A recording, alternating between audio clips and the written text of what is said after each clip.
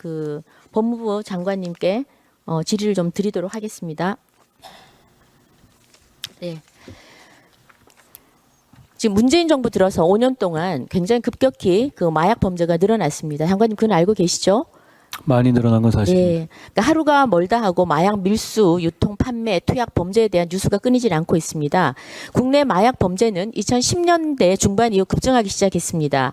다 아시겠지만 마약류 범죄 개수라는 것이 있습니다. 인구 10만 명당 마약 범죄 적발 인원을 말합니다. 이 개수가 20을 넘으면 마약 범죄를 통제하기 힘든 상태를 의미한다고 합니다. 우리나라는 2012년에는 18 정도에 그쳤습니다. 2015년에 23까지 올라갔다가 20년에는 드디어 30을 돌파해서 35까지 갔습니다. 21년에 31을 기록하고 있는데요. 수치상으로 보면 2020년 이후에는 그야말로 범죄 통제가 힘든 상태로 접어들었다고 할 수 있겠습니다. 그래서 장관님께서는 이 마약류 범죄 개수가 말해주는 것처럼 지금 국내의 마약 범죄가 정말 통제 범위를 벗어났다고 생각하십니까? 굉장히 위험한 마지막 단계에 있는 것은 분명한데요. 다만 네. 이제 저희 정부 들어가지고 이게 사실 마약 같은 것은 마약을 하려는 사람들의 죄의식이 크지는 않기 때문에 정부가 얼마나 강력하게 단속할 것이라는 의지를 보여주는 게 굉장히 중요합니다. 저희 정부 들어와서 그걸 많이 강화하고 있고 실제로 많이 단속하고 있습니다. 그렇기 때문에 저는 지금처럼 하고 더 강화한 처벌과 강화한 예방 방식 그리고 재활 방식을 유지한다면 저는 잡을 수 있다고 생각합니다. 긍정적으로 보시네요, 일단은. 예. 네네. 그러니까 마약을 파는 것도 또 사는 것도 명백한 범죄입니다. 근데 최근에는 일종의 약간 유흥문화처럼 변질이 돼서 일부 젊은이들 사이에서는 클럽에서 흥을 돋우기 위한 어떤 필수품으로까지 여겨지고 있습니다. 그러니까 어제도 저희 27명의 20, 30대가 태국에서 한 40억 원 어치를 들여오다가 적발된 경우가 있습니다. 또 최근에는 예전에는 이게 범죄 조직이나 아니면 일부 중독자들만이 마약을 한다, 유통된다 그랬었는데 요즘은 가정주부 학생들까지 해서 지금 굉장히 심각하다는 걸 온 국민이 다 알고 계실 것입니다. 특히나 지금 수치를 보면요. PPT 좀 띄워주십시오. 보시면 10대, 20대, 30대, 심지어 10대입니다. 10대 마약류 사범이 눈에 크게 증가하고 있습니다. 대검찰청에서 대검찰청 자료에 의하면 최근 5년간 연령별 마약류 사범 검거 현황입니다. 보시다시피 2018년에는 한 12,000명 정도였다가 2022년에는 18,000명입니다. 4년 만에 약 46%가 증가했습니다. 엄청난 증가세를 보이고 있습니다. 특히나 30대 이하가 약 60%입니다. 젊은이들 사이에 마약 확산이 굉장히 심각한 걸로 나타나고 있습니다. 그래서 지금 특별히 이렇게 젊은이들 사이에 마약이 이렇게 깊이 파고드는 이유 뭐라고 보십니까? 먼저 의원님 잘 지적하셨다시피 대학생도 대학생이지만 고등학생, 중학생이 마약하면은 사실 그건 걷잡을 수 없는 거거든요. 지금 네. 미국이 그렇지 않습니까? 저희도 좀 그럴 조짐이 있고 그리고 잘못된 인식이 퍼진 것이 고등학생, 소년 이런 사람들은 마약 좀 팔고 해도 감옥 안 간다 이런 인식이 퍼져 있었거든요. 저희가 지금 최근 들어서는 고3 학생, 그러니까 단순 투약이 아닙니다. 고3 학생이 마약의 보스가 돼서 판매를 하고 망원들을 모집하고 이런 경우가 있었습니다. 이런 경우 다 전원 구속하는 등 제대로 된 메시지를 보내기 위해서 노력하고 있고요. 그리고 결정적으로 또 펜타닐이나 이런 사실 중국산 재료로 만들어진 그러니까 기존에 있었던 멀리 돌아오지 않아도 되는 의약품 형식으로 돼 있는 아주 강한 마약들이 최근 횡행하고 있는데요. 이런 부분에 대한 단속이 강력하게 필요한 상황이고 저희가 최선을 다하고 있습니다. 말씀하신 것처럼 대단히 우려되는 상황인 건 분명합니다. 저는 뭐 그런 현상도 충분히 중요하지만 여기 대해서 근본적인 이유는 마약이 계속 급증을 했지 않습니까? 2010년 이후로. 그런데 아이러니컬하게도 마약 범죄 대응 시스템 굉장히 축소가 되고 있습니다. 저는 그 원인을 2018년 박상기 당시 법무부 장관 때 마약 수사 컨트롤 타워인 대검 강력부를 아예 폐지를 해버렸습니다. 컨트롤 타워가 지금 없어져 버린 거죠. 그리고 20년에 추미애 법무부 장관께서 그 대검의 마약과를 조직범죄과에 아예 통합을 해버렸습니다. 그리고 일선검찰청에 있는 강력부 6곳을 모두 형사부로 전환을 시켰죠. 그 마약이나 아니면 조폭 수사 담당하는 강력부를 아예 없애버렸습니다.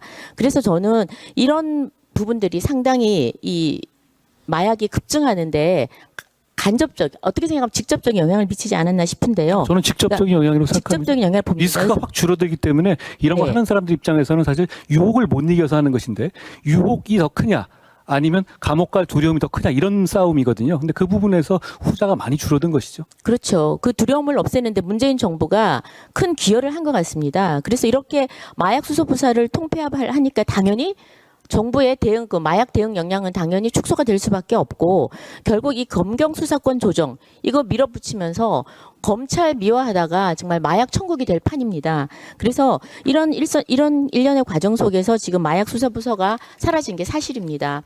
그런데 뭐 다행히도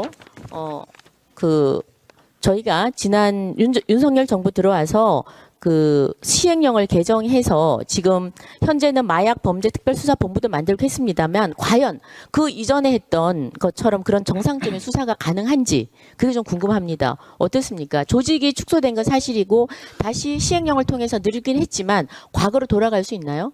지금 예전에 당장 했던 것처럼? 검찰 수사는 단순 투약에서는 직접 수사가 한계가 있기 때문에 근데 저는 이제 말씀드리고 싶은 것은 단순 투약을 조사하는 인원과 기관이 많아가지고 국가적으로 손해볼 게 하나도 없거든요. 무슨 뭐 네. 부패 수사하는 것도 아니지 않습니까? 뭐 정신 수사하는 것도 아니고 마약을 많이 잡는 것 인원 많이 늘어야 한다고 생각합니다. 경찰도 계시지만 저희가 힘을 합쳐서 그리고 이게 검경이 이 부분을 같이 수사해야 되는 것이 서로 간에 약간의 견제가 필요합니다. 마약은 또 정보를 활용하는 과정에서 어떻게 보면 어려운 문제들도 있기 때문에 그런 차원에서 마약 수사 인원이 많이 늘어야 한다고 생각합니다. 네네. 그리고 그 조직도 축소됐고 권한도 축소됐습니다. 그 맞습니다. 500만 원 이상의 마약 밀수 또 마약 소지 관련 범죄만 지금 수사할 수 있게 해놨습니다. 바로 500만 원을 찾는 게 아니라 네. 5만 원짜리 하다 500만 원짜리가 나오는 거 아니겠습니까? 네네. 그러니까 이렇게 500만 원부터 시작하게 되면 처음부터 이 들어가는 관문 자체가 제한이 있어서 아무래도 소극적인 수사를 하게 될 수밖에 없는 면이 그렇죠. 있습니다. 그렇게 하다 보니까 지금 표에서 보는 것처럼 2020년에 비해서 2021년에 이렇게 그 마약 범죄를 인지하는 건수가 이렇게 70%나 줄었습니다. 그래서 저는 이 권한도 좀 늘려야 되지 않느냐, 이 마주는 손도 좀 늘려야 되지 않느냐 그런 생각이 들고요. 아까 장관님께서 말씀하시다시피 그 처벌에 대한 두려움이 있다면은 줄어들 것이다 그러셨는데 이 지금 처벌에 대해서는 지금 사실은 중국이 마약 그 원료의 최대 생산국입니다. 그리고 한참 일이 그렇습니다. 네, 최대 수출국이기도 하고요. 근데 그럼에도 불구하고 중국은 지금 마약 복용자가 줄고 있습니다. 2018년 240만 명에서 21년 150만을 확 줄었습니다. 이유는 강력한 처벌에 있습니다.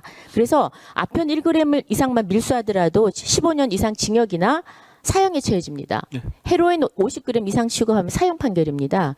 처벌이 아주 강하죠. 그러니까 최근에 줄었죠. 한국인이 사형 집행된 사례도 있습니다.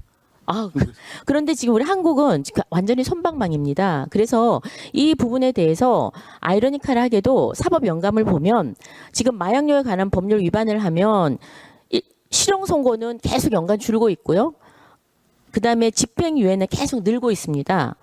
그래서 지금 이렇게 마약 확산세를 감안을 할 때는 양형 기준은 당연히 높아져야 된다고 생각을 하는데 장관님은 이 부분에 대해서는 어떻게 생각하시는지요? 말씀하신 것처럼 양형위원회에 해당 이슈가 그 마약 사범 관련한 양형 강화가 이슈로 올라가 있는 것으로 알고 있습니다. 의원님 말씀하신 것이 저희가 체제 개편한 이후에 비록 부족하지만 작년 대비해서 지금 단속 인원이 20% 가까이 검찰 단속이 늘었고요. 검찰 인지가 88% 늘었고 직구속이 한 75% 늘은 상태입니다. 그렇지만 그럼에도 불구하고 많이 부족한 상황이고 왜냐하면 지금 수돗물 검출하면 나오거든요. 네. 그거는 결과적으로 보면 한 인구 기준으로 아주 좀 러프한 계산이지만 한 100명 중에 1명 정도는 마약 경험이 있다. 이런 통계도 사실 가능한 수치입니다. 그렇기 때문에 지금 굉장히 심각한 상황이고 저희 검경이 다 힘을 합쳐서 그리고 복지부까지 포함해서 재활까지 포함해서 특단의 각오로 임하겠습니다. 네, 여기는 정말 마약과의 전쟁은 저희가 반드시 승리를 해야 되는 그런 전쟁이라고 생각을 하는데 제가 제안을 하나 드리려고 합니다. 요즘 보면 유명 연예인이나 사회 지도층 그리고 부유층이죠. 여기서 마약 사범이 굉장히 늘고 있고 TV를 통해서 저희가 많이 보게 됩니다. 근데 저는 이게 자칫 모방 범죄가 되지 않을까 굉장히 우려가 됩니다. 왜냐하면은 평상시에 좋아했던 그 우상들 이런 분들이 이런 분들의 마약 투약 사실을 딱 뉴스로 접하면 처음에는 놀랍지만 조금 있으면 동정, 연민도 느낄 수 있거든요. 그래서 이런 부분에 대해서는 좀 그 범죄 적발 사실을 좀 보도를 자제하는 것으로 좀 바꾸면 어떨까. 그래서 지금 아시다시피 그 자살 사건도 저희가 보도를 굉장히 절제하고 있지 않습니까? 그래서 이런 식으로 좀 하나의 모방 범죄를 좀 막기 위한 제안을 좀 드리는데 이 부분도 뭐 그 한번 점에 대해서는 두 가지 시각이 다 있을 수 네. 있습니다. 의원님 말씀한 시각도 있을 수 있습니다만 어떤 유명인이라든가 사회적 강자가 걸려서 강력하게 처벌받는 모습을 보여주는 것도 경각심을 뭐 불러일으키는 면도 있을 수 있고, 그리고 그렇게 적발된 것이 그 사람에 한해서만 어떻게든 간에 안 보이게 가려주게 되면 특혜 소지도 있을 수 있을 것 같아서 여러 가지 점을 함께 고려해 볼 필요가 있을 것 같습니다. 그렇지만 의원님 말씀하신 모방 범죄 우려도 같이 고려해야 할 것으로 생각합니다. 네, 알겠습니다. 여하튼 그 윤석열 대통령께서도 올해 초에 그 마약 범죄만큼은 정말 철저히 근절하고 범죄 수익까지 끝까지 추적해서 환수하라라고 지시한 바가 있는데 윤석열 정부 그리고 또 우리 한동훈 법무부 장관께서 최소한 대한민국을 마약 청정국으로 만드는데 아무튼 최선을 다해 주시길 바랍니다. 예, 모두를 위한 일이라고 생각합니다. 네, 감사합니다.